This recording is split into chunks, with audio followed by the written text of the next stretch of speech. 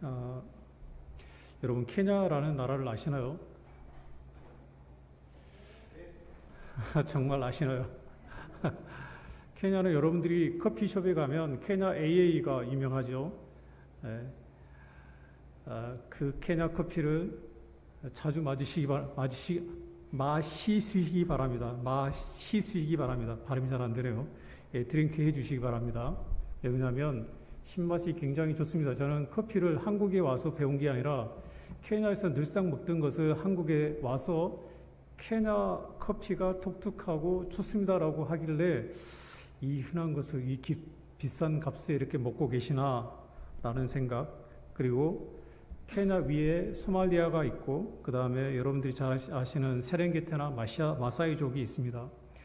조용필 오빠 불렀던 킬리만자로가 그 탄자니아 국경을 맞대고 있어서 그곳에 가면 제가 외로 찬 공기를 마시고 돌아올 정도로, 그리고 아프리카의 동부 관문 역할을 하는 나라이기도 하고, 얼마 전에 파리 그 올림픽이 끝났는데 거기에 그 우승한 사람들 보면 케냐의 사람들이 많습니다. 왜냐하면 케냐하면 덥다라는 생각이 먼저 드시죠. 근데 커피가 나는 나라는 해발 고지가 1400에서 1800고지에 걸쳐 있습니다. 그러면 케냐는 어떤 나라일까요? 지리산에 걸쳐 있는 도시 나이로비라고 생각하시면 됩니다. 햇빛은 굉장히 적도가 지나가기 때문에 따갑지만 그러나 그늘 아래 들어가면 굉장히 선선합니다. 그래서 나무 밑에서 예배 드리는 사람들을 종종 여러분들이 볼 수 있습니다. 자, 성경에서는 제가 아프리카 이야기를 하고 있는데 아프리카에 대해서 저는 어머니와 같은 그런 그 성경 인물들 가운데 위기에 처해 있을 때 정말 도피처가 되고 그 다음에 어머니의 따뜻한 품과 같은 그런 아낌없이 내어주는, 그리고 감사함으로 가득 차 있는 곳이 저는 아프리카라고 생각합니다. 여러분 그 생각이 드나요? 도대체 어디지? 라고 갸우뚱하시는 분이 있을 수 있는데, 여러분 모세, 그 다음에 요셉, 그 다음에 에레미야, 그 다음에 예수님, 그리고 십자가를 지셨던, 그리고 누가 있죠? 최근에 오바마 연상되십니까? 아프리카 케냐 사람들이 열광을 했어요. 왜 열광을 했게요? 아프리카 케냐에 루오족이 있는데 오바마의 아버지가 어디 출신이라고요? 제가 있는 케냐의 루오족의 출신의 대통령. 오바마는 국구 사용하고 본인은 미국 사람이라고 하지만 그러나 케냐 사람들은 오바마가 대통령이 됐을 때 환호했습니다. 환호했어요. 오늘 본문 말씀 사도행전은 2절에 그 택하신 사도들에게 이 본문 말씀을 줍니다. 오직 성령이 임하시면,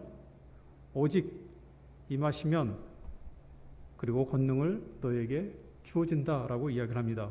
오직은 반드시 조건이 붙습니다.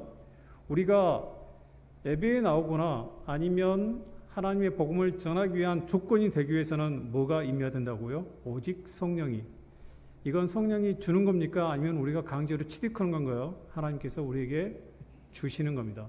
이게 장로교 저희가 믿는 신앙 고백입니다. 그래서 여러분들이 가끔 그림을 보게 되면 예수님과 나와 손을 잡고 있는 이 그림은 우리의 신앙 고백이 아닙니다. 누가 주는 거죠? 예수님이 잡고 있어야 됩니다. 그래야 우리가 가지고 있는 믿음이 흔들리지 않습니다. 오직 성령이 임하시면, 나의 어떤 그 능력이나 조건에 의해서 하나님을 선택하는 것이 아니라 전적으로 부패한 인간들에게 무조건적인 하나님의 선택에 의해서 성령이 우리에게 주어진다. 이 신앙 믿으셔야 됩니다. 믿으시죠? 믿으셔야 됩니다. 만약 이 신앙에 대해서 내가 어떤 신앙을 가지고 있지라고 하는 이런 애정론, 하나님께서 나를 선택한 것인가, 내가 필요에 의해서 부모님의 손을 따라, 아니면 내가 믿는 가정에 태어났다는 그 이유로, 아니면 친구 따라 교회에 오게 되면 점검해 보셔야 됩니다. 선교에 대한 이야기잖아요. 선교는 하나님께서 그에게 강권적인 선택에 의해서 내가 나아가는 능력이 있는 자에게 권한을 부여하는 것입니다. 우리의 능력과 세속적인 조건은 우리에게 중요하지 않습니다. 그래서 성령이 우리에게 요구하는 그 사람에게는 뭐가 있냐면 은혜가 충만하고 진리가 충만합니다. 성령이 뭘 우리에게 채워준다고요? 그 은혜와 진리. 은혜는 늘상 이 단어를 많이 쓰기 때문에 그 은혜가 많이 희석된 느낌이 있지만 이 은혜는 하나님께서 나에게 주신 그 선택에 하나님께 감사합니다라는 은혜의 표현입니다. 그리고 하나님께서 주셨기 때문에 그 은혜를 사용하는 것이고, 그 다음에 진리가 충만하다라는 것은 우리가 하나님에 대한 이해, 그에 따르는 그 믿음이 그 진리 속에 충만하다는 소리입니다.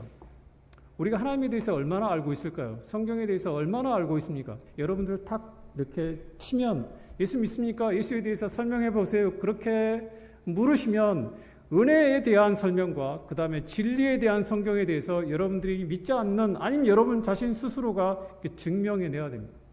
그게 선교사로 나가는 이 제자들에게 사도행전 첫 구절에 그렇게 시작하는 것입니다.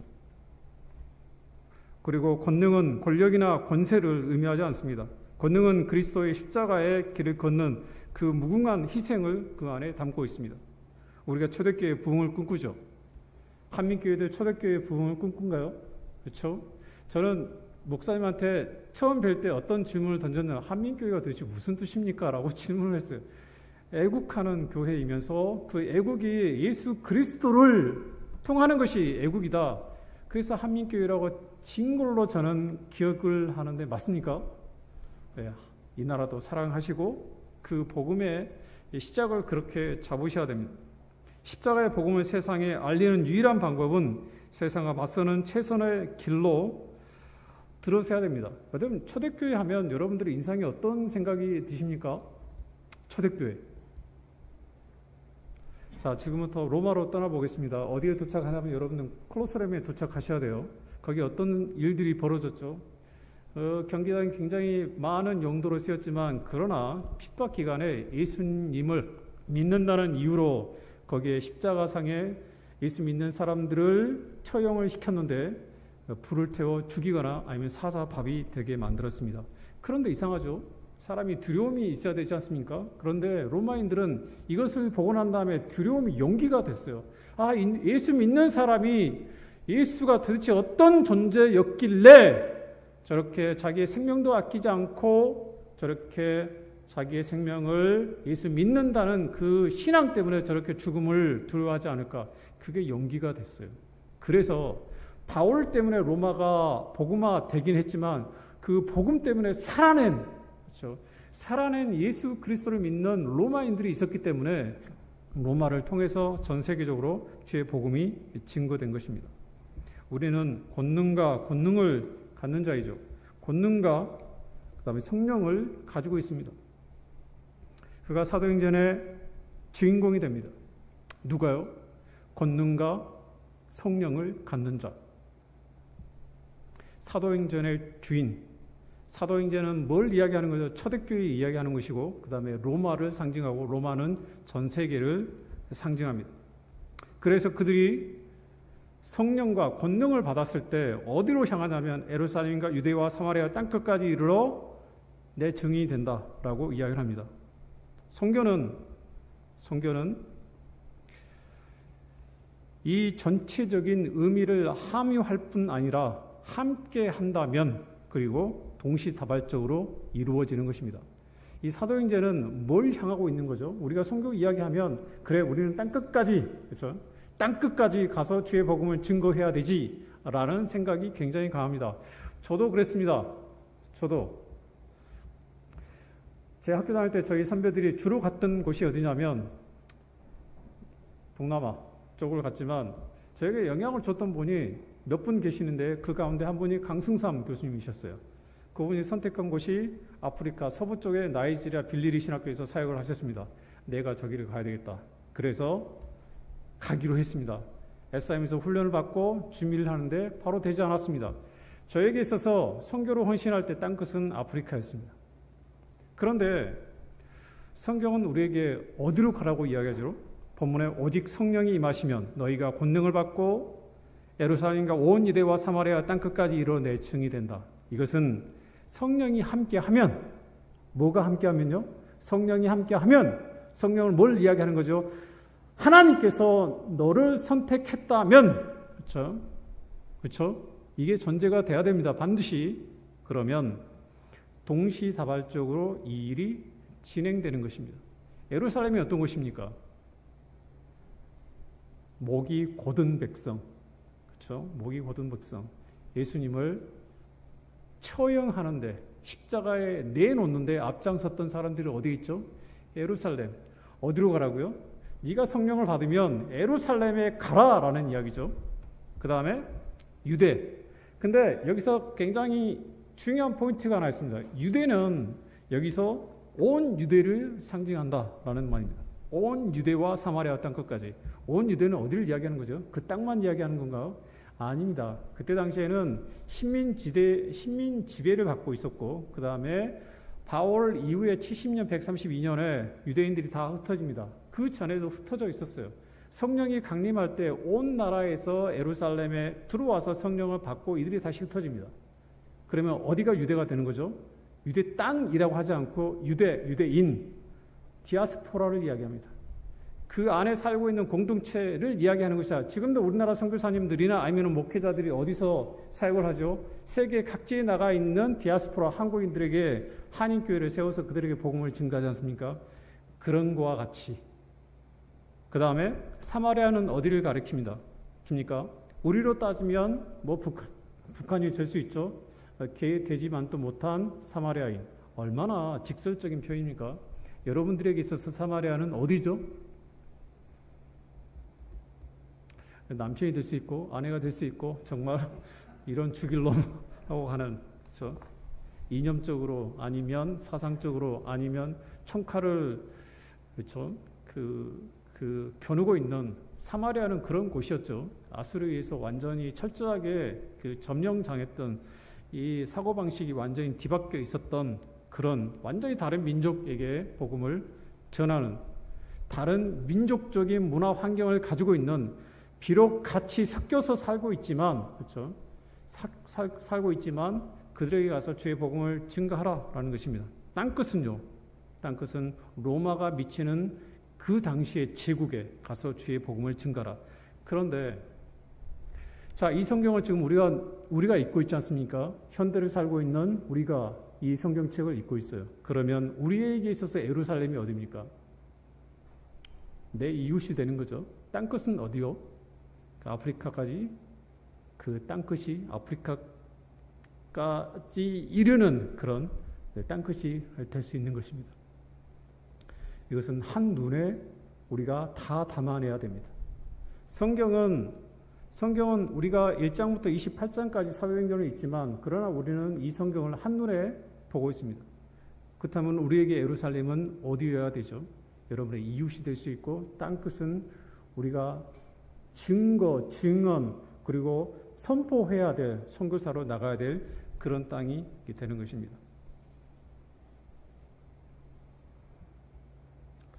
우리가 놓지 말아야 될 게 있습니다.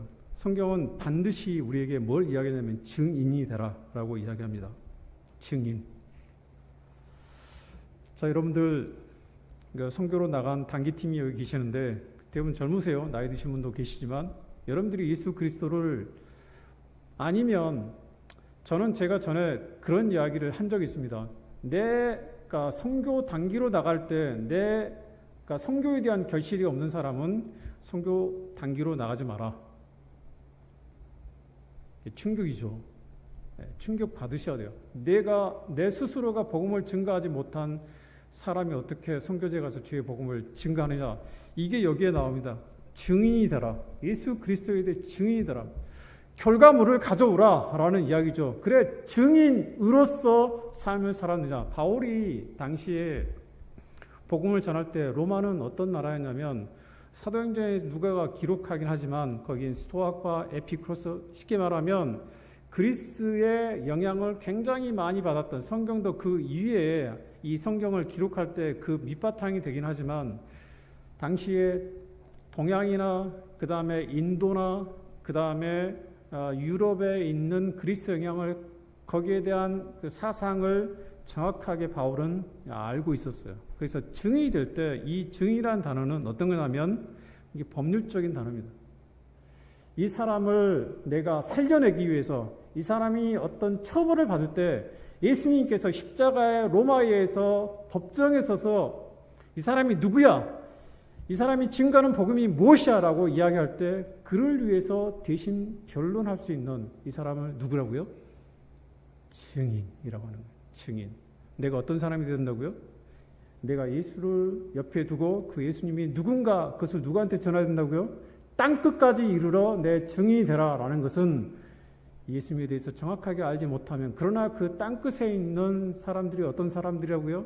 예루살렘, 유대, 사마리아, 땅끝 그러나 로마가 제국으로 지배하고 있는 그런 사상적인 이념적인 영향을 받고 있는 그 문화 속에서 주의 복음을 증거하라라고 이야기하는 것입니다. 사도행전은 유다에서 사마리아에서 또한 안디옥 그리고 당시 로마 식민지의 주요 도시의 디아스포라에 있는 유대인들에게 바울과 바나바와 누가 등은 함께한 교회들에게 복음을 그들에게 증거합니다. 여러분 대부분 다 소아시아잖아요. 그렇죠? 지금은 튀르키예, 옛날에는 터키, 그 다음에 그리스로 해가지고 그 지역의 주의 복음을 증거합니다. 근데 참 이상한 게 여러분 요한계시록 보면 요한이 몇 살까지 사냐면 90대 이상까지 바모섬에서 잠시 잡혀 있다가 나중에 자연사합니다. 그런데 요한계시록을 읽다 보면 요한계시록에서 7교회에 대해서 이야기를 하죠. 그 7교회를 대부분 다 이 요한이 책망을 합니다. 너 왜 미지근해? 왜 처음 사랑을 버렸어? 너 왜 이세벨, 그 다음 니골라당 그러한 사상을, 그 다음 믿음을 쫓아가고 있어?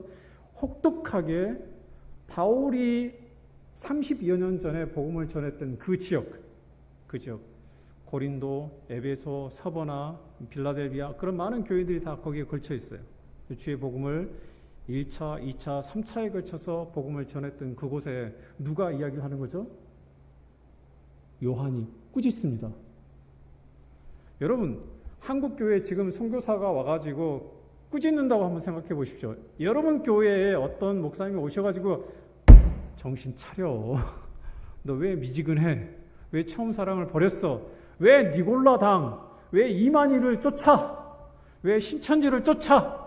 라고 이야기하는 것입니다. 이세벨이 어떤 인간이죠? 간음을 교회 안에 가져와서 한국교회 얼마나 이 문제에 대해서 심각합니까? 이야기를 하는 거예요.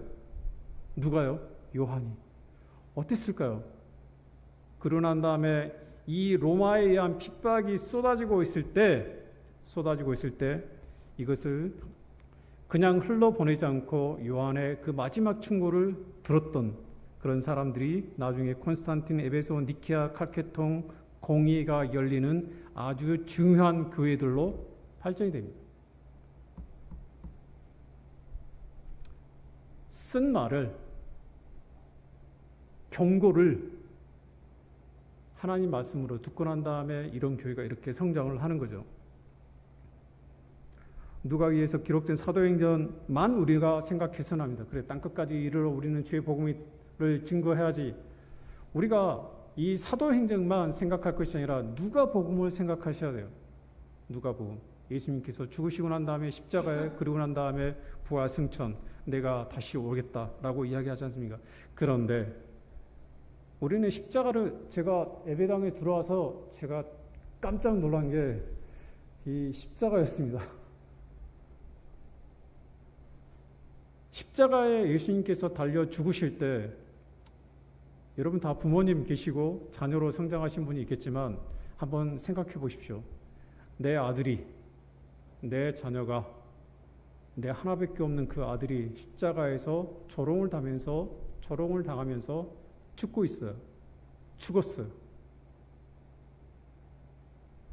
그래서 하나님에 대한 분노가, 하나님에 대한 감정이, 하나님이 내가 어떤 심정인지 그것을 보여주는 구절들이 성경 구절구절에 쓰여져 있습니다. 휘장이 찢기죠. 어둠이 찾아오죠. 그 다음에 지진이 일어납니다.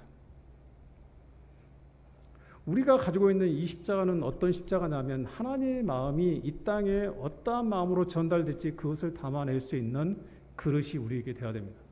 그러한 예수님께서 이 땅에 성육신 하셔서 3년간 사역을 하시고 난 다음에 떠나가게 되는 거죠. 그렇지만 유대인들은 어떻게 살았습니까? 유대인들은 선민 사상에 쩔여 있었어요. 쉽게 말하면 나는 결코 이 믿음에서 떠나지 않겠다라고 하면서 그들은 주의 복음을 증거하지 않았습니다. 70년, 132년, 그 다음에 십자군 전쟁, 중세, 그 다음에 나치, 그러고 난 다음에 시오니즘, 그러고 난 1448년 독립해서 나라를 차지하죠. 저는 저는 잘 모르겠지만 국제 정치학을 잘 몰라서 지금 이스라엘을 한번 봐보십시오. 뭐 하고 있죠? 북이스라엘 남유다 언제 멸망했죠? 722년, 그 다음에 586년, 그리고 400년의 공백기, 그러고 난 다음에 똑같은 그때 당시에 전쟁을 했던 그 전쟁을 지금 똑같이 하고 있습니다. 이란과 이라크. 그들이 뭘 잃어버렸죠? 하나님의 백성으로서 어떻게 살아야 될 것인가라는 것을 그런 잃어버렸습니다. 그렇다면 이 성경에서 우리에게 이야기하는 것은 하나님의 나라입니다. 이 하나님의 나라, 이 백성으로서 우리는 어떻게 살아야 될 것인가? 바울은 로마의 62년경에 들어와서 그는 사도행전 28장 23절에 이렇게 말합니다. 바울이 아침부터 저녁까지 강론하여 하나님 나라를 증거하고 모세의 율법과 선지자의 말을 가지고 예수의 일을 권하더라 라고 말합니다. 구약의 포커스는 예수 그리스도에게 맞춰져 있고 예수 그리스도가 하고자 했던 그 사역은 뭐냐면 하나님의 나라를 회복하는 겁니다. 왜 회복하는 거죠? 확장하고 사탄에 의해서 자기 백성이 죄악으로 가득 차 있기 때문에 이것을 회복하기 위해서 예수님께서 인카네이션, 즉 성육신하는 것입니다.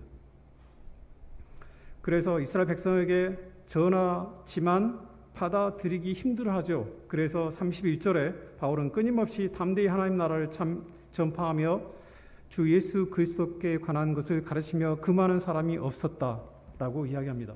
62년도에 로마에 와서 대략 65년에서 67년에서 68년, 대략 한 5, 6년 정도 로마에서 새방살이를 하고 잠깐 여행을 하면서 돌아와서 네로에 의해서 베드로와 같은 비슷한 시기에 순교하게 됩니다. 이러한 순교가 그냥 끝이지 않습니다. 제가 아프리카에서 왔기 때문에 아프리카 하면 대표적인 선교사가 있죠. 여러분 기억나는 분 있습니까 혹시? 김자명 선교사 빼고 누가 있죠? 데이비드 리빙스톤 있습니다. 이 데이비드 리빙스톤에 대한 평가는 굉장히 다양합니다. 과학자이기도 하고 의사이기도 하고 여행자이기도 하고 학자이기도 하고 여러 가지 다양하게 리빙스톤에 대해서 이야기하는데 원래 그 선교사로 헌신하면서 중국에 가기를 원했습니다. 근데 1840여 년 그 기간은 영국하고 중국하고 사이가 그렇게 좋지 않았습니다. 그 시기에 일어났던 전쟁이 아편전쟁 때문에 들어가지 못하고 그 진로를 바꾸게 됩니다. 그래서 남아프리카는 그러니까 17세기 1600년도 네덜란드에 의해서 복음이 증거되기 시작했고 200년 후에 모페 선교사가 그 전에 들어가서 그 영향을 받았던 리빙스톤이 아프리카 선교위에서 파송을 받고 그 사역을 합니다. 이 리빙스톤은 하고 싶었던 게 뭐냐면 아프리카인들이 아프리카인 되기를 원했습니다. 그래서 소통을 굉장히 중요시 여겼고 그곳에 있으면서 아프리카인들이 정당한 권리를 찾아주기를 원했어요. 여러분들 180년, 그러니까 1800년도 19세기에는 어떤 일들이 영국과 그다음 미국, 그다음에 유럽에서 벌어졌냐면 수많은 노예가 팔려나가기 시작합니다. 노예 폐지론에 대해서 굉장히 애쳤던 사람이 누구냐면 리빙스톤입니다. 이 사람이 걸었던 종단, 그다음에 횡단했던 그 지역은 어떤 용도로 쓰이기를 원하냐면 이 루트를 통해서 대서양, 인도양을 그 다음에 종행하면서 자기들이 가지고 있던 그런 능력이 유럽에게 알려지기를 원했던 거예요. 그런데 그걸 어떻게 유럽인들이 사용을 했냐면 노예를 포획하는 도구로 사용합니다. 그래서 후대에 리빙스톤이 그렇게 걸어갔던 그 선교지의 길을 곡해해서 많은 어려움을 본인이 겪습니다. 그래서 후에 스탠리가 연락이 두절된 그 리빙스톤에게 찾아갑니다. 그때 폐렴으로 굉장히 고생하고 있었는데 돌아가셔야 됩니다. 이 상태로는 더 이상 선교 사역을 할 수 없습니다. 그때 리빙스톤이 남습니다. 후에 그는 건강 악화로 콜레라, 그 다음 말라리아, 그 다음에 식량 부족으로 해서 1873년도에 지금으로 따지면 잠비아에서 순교하게 됩니다. 근데 참 이상한 일이 뭐냐면 아프리카 사람들이 그 사람에 대한 열정과 그 감사, 복음을 전한 것에 대한 그 은혜에 보답하기 위해서 심장을 채취합니다. 그러고 난 다음에 그 잠비아에 매장을 하고 그 육체는 미라를 만들어서 지금 어디에 있냐면 웨스트민스터 소원회가 그 리빙스톤의 시신이 있습니다. 우리는 리빙스톤에 대한 부정적인 것보다도 그가 어떤 마음으로 아프리카에 그러한 루트를 만들면서 아프리카 사람들에게 관심을 가졌는가, 어떻게 그 시대에 그런 생각을 가졌나라고 하면 저도 깜짝 놀랄 때가 있습니다. 어떻게 하면 아프리카 사람들이 세계에 노예로 팔려가서 인간답지 못한 그런 대접을 받고 사는 것이 아니라 똑같이 동일하게 그들과 같이 생활할 수 있을까라는 것입니다. 여러분, 아프리카 사람들이 가장 트라우마라고 생각하는 게 뭔지 여러분들 아십니까? 여기 아프리카 앞으로 가실 분이 있기를 바라지만 뭘 것 같습니까? 제가 시간을 드릴게요. 제가 아프리카에서 케냐에서 왔기 때문에 저는 예배 시간에 절대 구애를 받지 않습니다. 여러분 언제 끝날지 시계를 보시는 분이 종종 있을지 모르겠지만 저는 그런 관심이 없습니다. 아프리카에서 어떻게 예배 드리는지 아시죠? 보통 2시간, 3시간. 저는 아직도 익숙하지가 않지만 오늘 한번 시도해 보겠습니다. 아프리카에서 아프리카 사람들이 가장 힘들어하는 게 뭐죠? 그 아이덴티티를 이렇게 붕괴한 그 트라우마가 뭐라고 생각하십니까? 정답을 맞추는 분에게는 김영성 목사님께 말씀드려서 제가 저 사무실에다 두고 온 그 주스를 드리도록. 검다라는 겁니다. 검다. 내가 검다. 근데 이 생각을 누가 심겨줬냐면 기독교인들이 심겨줬습니다. 함의 자손들이 아프리카로 내려왔는데 저주의 상징으로 거머졌다. 그러면 누구한테 저주를 받은 거죠? 하나님께 저주를 받았다라는 겁니다. 제가 아프리카 선택할 때 기준이 몇 개 있었는데 그것은 뭐냐면 기독교가 너무나 나쁜 짓을 많이 했구나라는 생각입니다. 그렇지 않나요? 아직도 우리는 일제에 대한 생각이 많습니다. 그런데 그 복음을 전했던 그 복음에 감추어져 있는 그 복음 뒤에 숨겨져 있는 저들의 의도가 하나님을 연상케 하는 거예요. 하나님을. 그게 누구냐면 우리를 그렇게 만든, 노예로 만든. 그런데 지금 우리가 미국이나 영국 사람들에 대한 이야기를 많이 하지 않습니까? 노예하면 누구를 연상시키죠? 유럽, 그 다음 미국. 그런데 비등하게 노예를 많이 수입했던, 그렇죠? 노예를 많이 끌어갔던 사람들이 누구냐면 아랍 사람들입니다. 대략 한 2천만 명. 근데 왜 아랍에는 아프리카 사람들이 남아있지 않냐면 그래도 유럽 사람들은 그래도라는 표현을 쓰면 안 되겠죠. 그렇지만 그들은 결혼해서 아이가 나와서 그 후대를 남기도록 했는데 아랍 사람들은 그렇지 않았어요. 남자를 다 뭘 해야 되죠? 예. 그리고 DNA를 검사하면 그 어머니 쪽에 DNA만 남아 있습니다. 그래서 시간이 지나면 노예를 쓰고 난 다음에 그들을 다 죽게 내버려 두는 거죠. 대신 아랍 사람들은 그 흑인 여자분들하고 결혼해서 대를 잇게 해서 유독 아랍 사람들은 아랍의 순수 피하고 그 다음에 검은색의 유전자가 그들에게 많은 것입니다. 저는 케냐에 대해서 어떤 생각을 종종 가질 수 있냐면 아까도 이야기했지만 만약 그 케냐에 일본 분들이 그 남산에 신궁을 굉장히 크게 지었지 않습니까? 그리고 대략 1000여 개의 관련되어 있는 그런 궁을 만들었어요. 우리나라에. 그러고 난 다음에 이들이 떠나면 그 종교에 대해서 우리가 어떻게 생각할까? 근데 아프리카 사람들이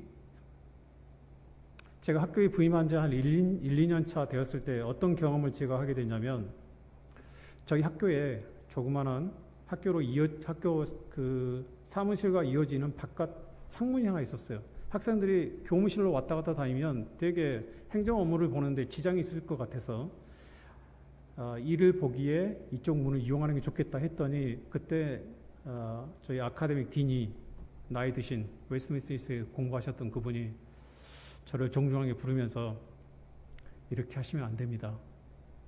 옛날에 백인들이 노예를 훈련 아니면 굴종시키기 위해서 이런 쪽문을 이용해서 자기의 신분이나 자기의 권리를 이 정도밖에 되지 않는다라는 경각심을 심어주기 위해서 이런 것을 하게 됩니다.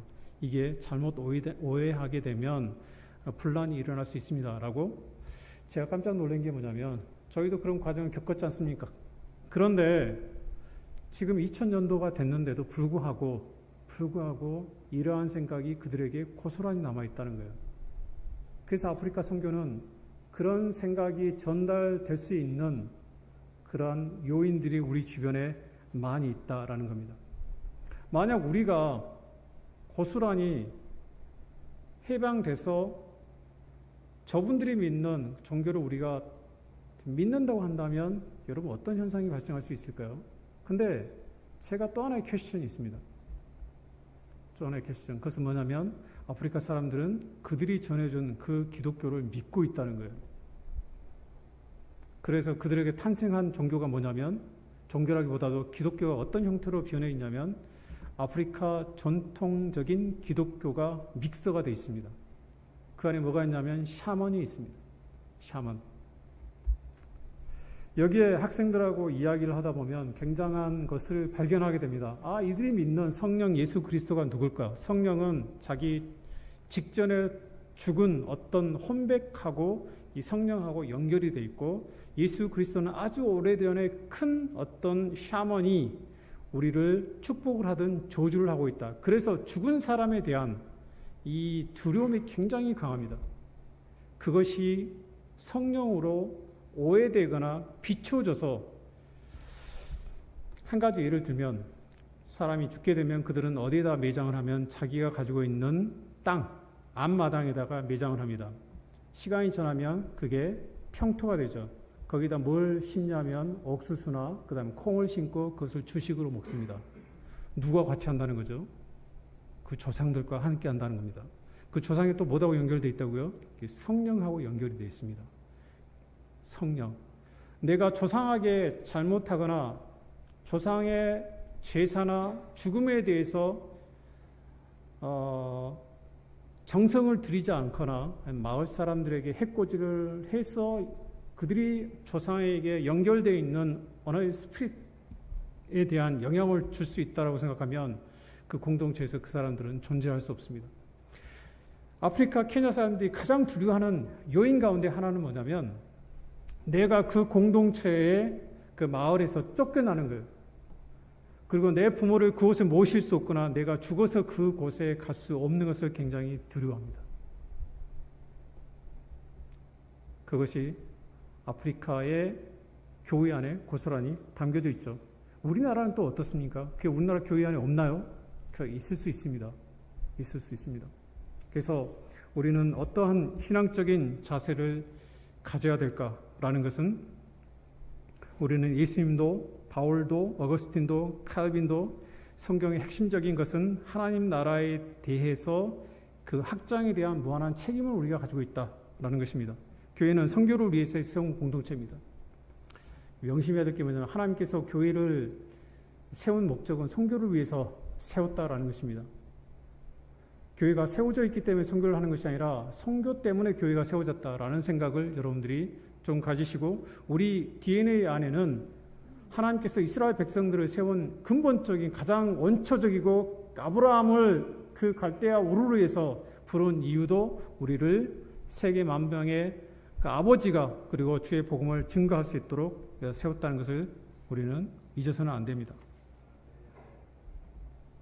저는 그래서 이러한 모든 바울부터 시작해서 어거스틴에 걸쳐서 칼빈에 이르는 그러한 선교적인 그런 칼빈의 선교를 저는 굉장히 중시해 여기고 있습니다. 현대 선교의 아버지를 윌리엄 캐리라고 이야기합니다. 그러나 그 전에 영국에는 존 위클리프가 있었고, 그 다음에 체코에 안 후스가 있었고, 그 다음에 야고 필립스, 스페너, 프랑케, 진젠데르프 이에서 모라비안의 선교가 있었고, 나중에 이것이 미국으로 건너가서 영국을 오갔던 웨슬리와 그 다음에 조나단 에드워드가 있었습니다. 이것이 미국의 대각성을 이끌었고, 나중에 찰스 피니까지 연결되면서 이 찰스 피니 당시에 일어났던 미국의 대각성 운동이 나중에 한국에 들어와서 원산하고 그 다음에 평양 대부흥회 1903년, 1907년에 부흥회를 이끌게 됩니다. 여러분 이때 당시에 우리나라가 어떤 상황인지 여러분 잘 아시지 않습니까? 그렇죠? 그럼에도 불구하고 켈빈이 심어줬던 그러한 신앙적인 선교가 막대한 영향을 지속적으로 지금 우리에게 끼치는 겁니다. 여러분 칼빈 하면 우리 개혁신학의 신앙 고백을 만들었던 사람입니다. 칼빈이 어떤 시대, 젊은 친구들 학교에서 배우니까 여러분들도 오랫동안 들어서 칼빈이 어떤 시대에 살았던 인물이죠. 여러분들 다빈치 아시지 않습니까? 그 다음에 미켈란젤도 잘 아시고 천지창조, 그 다음에 피아테, 다비드상 같은 그리고 활동했던 그런 시대 사람이지 않습니까? 피렌체에 메디치 가문이 있습니다. 군주론을 헌납했던, 그리고 프랑스의 여왕이 당시에 카트린 왕조였는데, 자, 이 배경 설명이 좀 필요합니다. 이 당시에 프랑스는 그 스위스 켈빈에 의해서 굉장히 많은, 왜 그러냐면 프랑스의 켈빈의 고향이 프랑스지 않습니까? 스위스로 망명을 오기는 하지만 이 프랑스에서 자생했던 기독교인들이, 개신교인들이 위그노들이지 않습니까? 위그노들이 핍박이 있을 때 이들이 인근 지역으로, 인근 나라로 다 피신해 갑니다. 독일로 가기도 하고, 스위스로 가기도 하고, 네덜란드로 가기도 하고, 그 다음에 영국으로 가게 됩니다. 이 사람들이 주로 상공업자들이 많이 있었는데 주로 개신교를 믿기 시작했습니다. 이 위그노들이 독일에는 어떤 영향을 미쳤냐면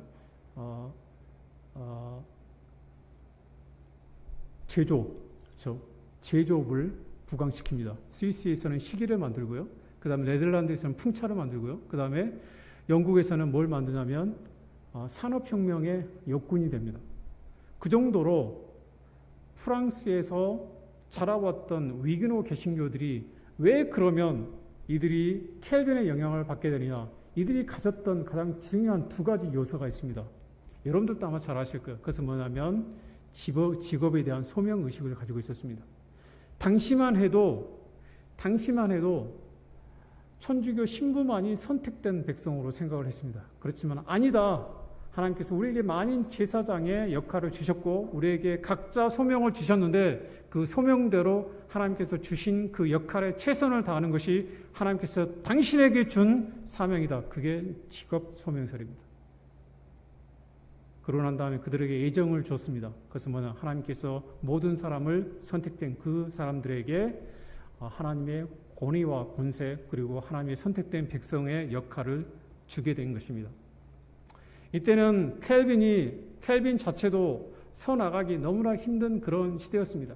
켈빈을 가르쳐서 선교를 하지 않았지 않느냐라고 이야기하지만 그때는 대항해 시대고 그 다음에 프랑스, 스페인, 포르투갈 이 나라 중심으로 캐톨릭 나라 중심으로 그리고 켈빈은 오직 어떻게 하면 지금까지 묻혀있는 이 성경의 보화를 끄집어내서 많은 사람들에게 이 개혁주의를 알릴까라는 데 포커스가 있었습니다. 그래서 그는 브라질, 그 다음에 프랑스의 선교사를 아니면 목회자를 불러서 프랑스의 위그노들에게 교회를 세우게 하고 나중에 후에 성 바돌로메 사건으로 말미암아 정말 수많은 사람들, 저는 프랑스 파리에서 이번에 올림픽을 할 때 세네강 중심으로 따라오시죠? 세네강 중심으로 해서 올림픽 대회를 열었습니다.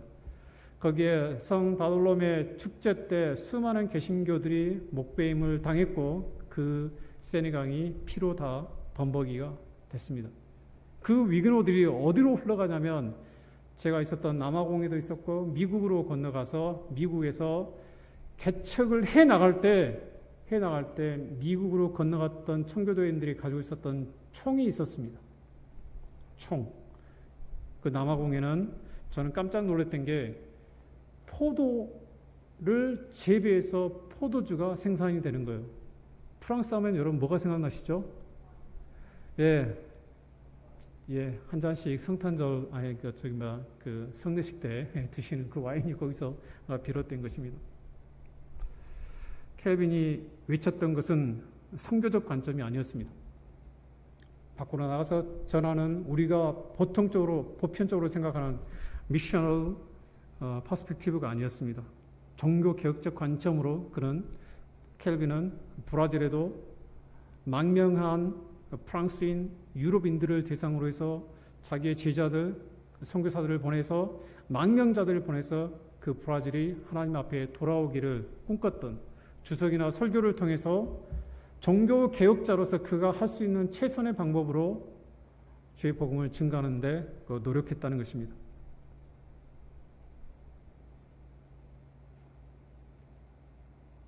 그렇다면 우리는 어떤 선교를 해야 될까요? 우리는 한국 사람이지 않습니까?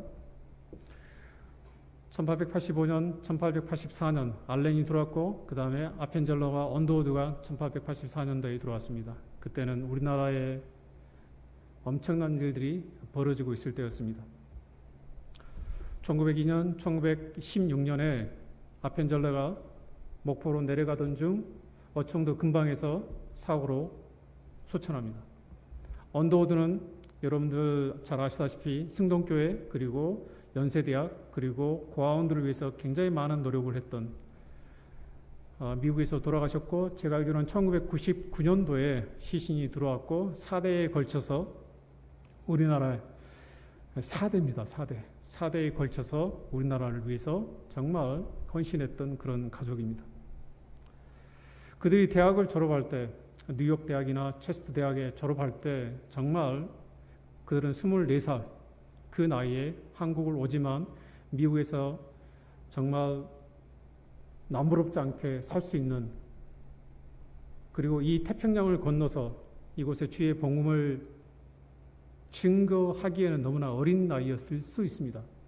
우리가 보통 목사 안수를 받고 난 다음에 보통 30살 이상이 넘지 않습니까? 그렇지만 미국에서 일어났던 그 부흥운동 때문에 그 부흥운동 때문에 프랑스인들 아니면 이 켈빈으로 시작해가지고 이 부흥운동이 미국으로 건너가서 이 미국에서 부흥을 경험했던 그들이 한국에 와서 1903년, 1909년에 그들을 중심으로 해서 한국교회가 만들어집니다. 우리가 이들이 왔던 1884년만 기억할 것이 아니라 그들이 어떻게 이 나라에서 그 사역을 하면서 소천하고 그 이후에 한국교회가 그 역할을 어떻게 했는지도 우리가 유심히 살펴야 될 것입니다. 우리에게 질문이 있습니다. 우리는 지금 부흥 속에 있는가? 사도행전도 마찬가지고 개혁 당시에도 마찬가지고 미국도 마찬가지고 성경에서 이야기하는 이 사도행전은 예루살렘, 유대, 사마리아 땅끝까지 이르러 주의 복음을 증거할 때 이 유대에서 어떤 일들이 벌어졌고 그 다음에 사마리아에서 어떤 일이 벌어졌습니까?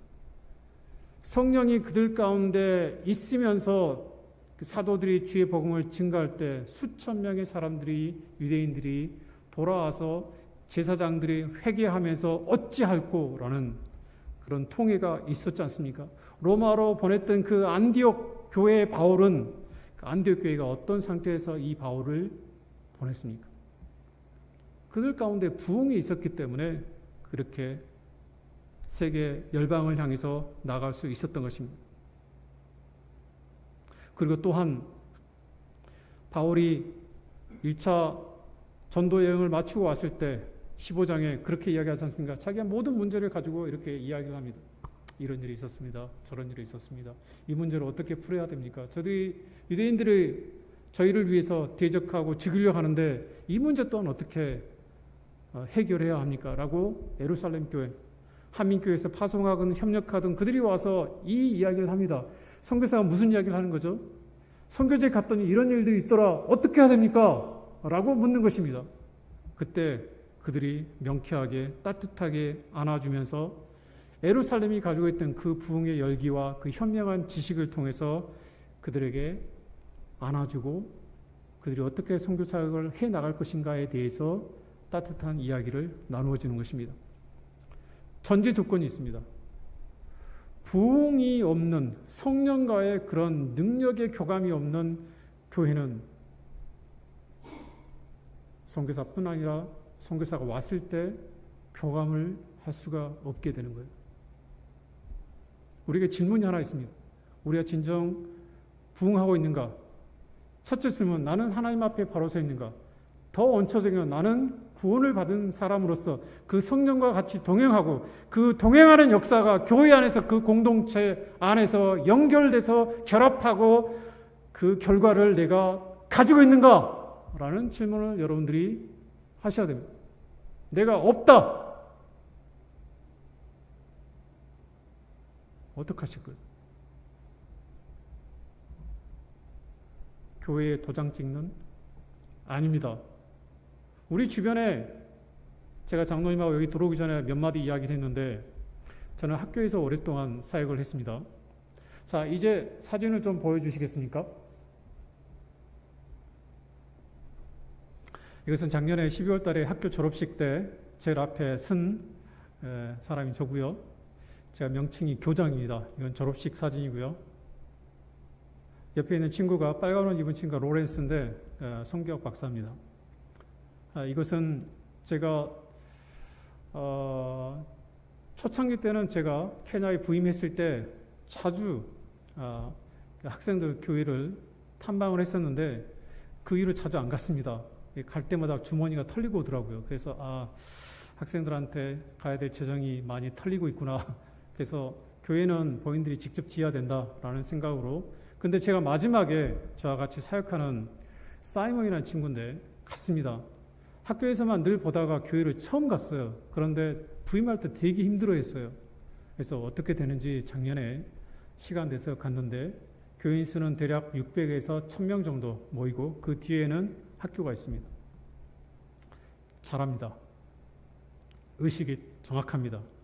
제가 14년 동안 갇히면서 많이 쪼았습니다.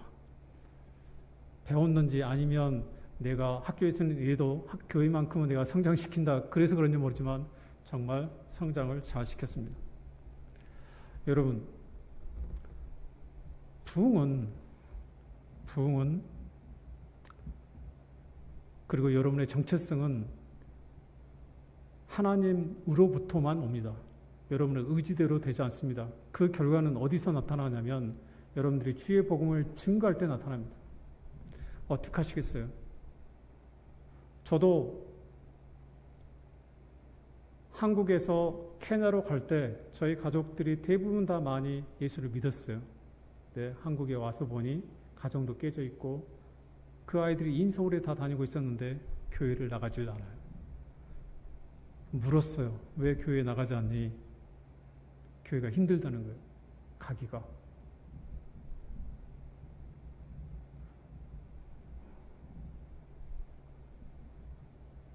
우리는 하나님 앞에 늘 사랑을 받지 않습니까? 하나님의 사랑을 여러분들 교회 오면 느끼지 않습니까? 목사님 말씀을 들으면 너무 마음이 편해요. 이걸 누가 들어야 됩니까? 여러분들이 증인으로 하나님께서 세우지 않았습니까? 여러분들 스스로가 증인이라고 하지 않아요? 말뿐인가요? 삶에서는요. 삶에서는 켈빈도 이야기했고 리빙스톤도 이야기했고 초대교회도 이야기하지 않았습니까? 그들이 어떻게 살았죠? 목숨을 스탁에 들어서, 그렇죠? 스탁에 들어서 저는 잘 모르겠어요. 근데 저 같은 경우에도 결핵을 앓다가 살아나고 그 다음에 심근경색으로 쓰러졌다가 와서 보니까 어떤 생각이 드냐면 너무 감사한 거예요. 감사. 이게 살아있구나. 나를 살리신 목적이 질문을 하셔야 돼요. 내가 지금까지 아니면 내가 이 교회에서 하나님께서 주신 역할이 케빈이 그것을 우리에게 강조하는 겁니다. 당신에게 내가 너에게 준 것이 뭐냐? 그것은 내 생명 대신 그렇죠. 누군가의 생명 대신 내가 그리스도인으로서 여기 살고 있는 것이 아닙니까? 그렇습니까? 누군가를 위해서 여러분들이 이곳에 살고 있을 때 누군가에 살고 있는 여러분의 그 생명 이 주의 복음을 증거하는 증거자로 세우지 않았습니까? 그런데 내 가족, 내 공동체는 등한시하고 난 다음에 저는 선교사로 나가려고 하는 분들에게 나가지 말라고 이야기합니다. 먼저 당신을 돌이켜보고 난 다음에 그 자격이 있으면 나가라. 그 나가는 것에 대해서 당신은 하나님의 일을 대신한다. 그 대신하고 있는 지금 나는 이곳에서 그 일을 대신하고 있는가? 현실적으로 그렇지 않는 분들이 많아요. 그럴 수 없는 여건이 안 될 수가 있습니다. 정말 눈물 많이 흘리신 분들 많아요. 아프리카 사람들 오면 늘 울어요. 늘 그냥 먼지가 하얗게 그냥 벽 잡고 눈물을 흘리는데 예배 시간이 3시간, 2시간 되는 이유가 따로 있어요. 안 믿어요. 다른 종교를 믿어요. 우리는 어떻습니까? 울지 않아요. 교회 안에서 눈물 자국이 사라진 지가 고요 있군요, 여기. 한민교회는 그런 교회가 됐으면 좋겠어요. 여러분 선교요. 오늘 이야기했던 것처럼 오직 성령이 임하시면 그러고 난 다음에 당신이 해야 될 일이 무엇이죠? 예루살렘과 유대와 사마리아 땅끝까지 이르러 뭐가 되라고요? 증인이더라. 결론자가 되라. 누구를 위해서? 예수님께서 십자가에 있는데 이 십자가에 달린 이 예수를 너는 어떻게 증거할 것이냐? 라는 거예요. 누구한테? 여러분들이 선교지로 향하는 그 발걸음과 같이 가야 되는 거예요. 누구에게요? 여러분의 공동체에게. 요즘 그 가난한 분들 많지 않습니까? 그들이 왜 교회에 나오지 않나요? 그들에게 증거가 없기 때문에 여러분들의 증인된 삶이 여러분의 삶 속에서 나오지 않기 때문에 그게 너무 힘든 거예요. 그것을 겸손하게 가지고 와서 봉사해야 됩니다. 어떤 자세로요? 콜레스토름에서 그들이 잡혀서 죽지 않습니까? 화형당하지 않습니까? 두려움이 있는데 용기가 있는 거예요. 십자가는 두려움입니다. 여러분 이 위에 있는 십자가는 여러분에게 두려움이 돼야 되고 용기가 돼야 되고 여러분의 증거가 돼야 돼요. 우리가 세상에 나가서 어떻게? 한국은 너무 잡삽니다. 저는 한국에 안식년으로 와 있는데 천국 같아요. 이미 천국에 와 있는 삶으로 살지 마시고 돌이켜서 예수님이 이 땅에 지금 한국에 오신다면 어떠한 자세로? 그런 자세로 주의 복음을 십자가가 위에 달려있는 것은 이 십자가를 지라는 의미가 아닐까요? 저것을 끌어내려서 여러분 심장에 박아 넣으셔서 그 심장에 박혀있는 그 십자가가 이야기하는 하나님께서 하늘 보좌에 내려오셔서 성육신 하시고 그 민족에 들어가셔서 복음을 증거해서 생명을 마친 것처럼 우리의 DNA는 어떻게 만들어져 있다고요? 주의 복음을 만드는 일에 하나님께서 우리를 만드셨다는 그런 신앙 고백이 여러분의 삶 구석구석에 넘쳐나기를 바랍니다.